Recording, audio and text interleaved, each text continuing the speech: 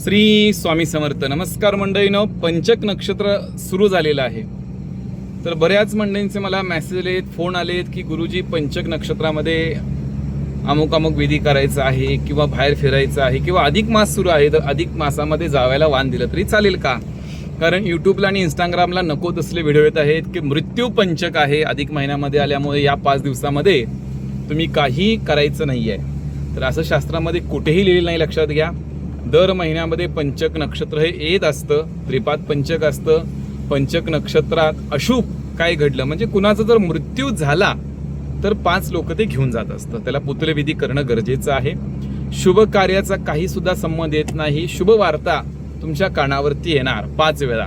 त्यामुळे पंचक नक्षत्र लागलेलं आहे 6 तारखेला आणि 11 जूनपर्यंत हे राहणार आहे. तर मनामध्ये कोणताही भाव आणायचा नाही आहे. कारण बऱ्याच मंडळींचे मेसेज आले की आता एक जण चालला होता बाहेर फिरण्यासाठी, तर त्याला यूट्यूबला तो व्हिडिओ आला की पंचकात नक्षत्रात तुम्ही दक्षिण दिशेला फिरायला जाऊ नका. एकाचा फोन आला, गुरुजी माझा स्लॅप आहे उद्या, मी पंचकमध्ये करू का नको? कारण यूट्यूबला मी व्हिडिओ ऐकला, इंस्टाग्रामला बऱ्याच लोकांनी टाकलेला आहे. तर त्याचा आणि याचा काहीसा संबंध नाही आहे. दर महिन्यामध्ये पंचक नक्षत्र येतं. जी काही कार्य आहे ती कार्य आपण केलीच पाहिजेत, लक्षात घ्या. फक्त अधिक मासामध्ये वास्तुशांती, विवाह हे वर्ज्य सांगितलेले आहेत. जर शुभमुहूर्त असतील तर गोष्ट वेगळी.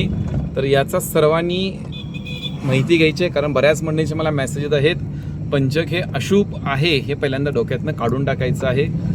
श्री गुरुदेव दत्त. अशा पद्धतीने तुम्हाला जर व्हिडिओ आवडत असतील तर वाडेकर गुरुजी यांना फॉलो करायला विसरू नका. रोज आपण नवीन नवीन प्रकारचे व्हिडिओ पाठवत असतो, जेणेकरून जनकल्याण होईल आणि जनसंपर्कात आपण येऊ.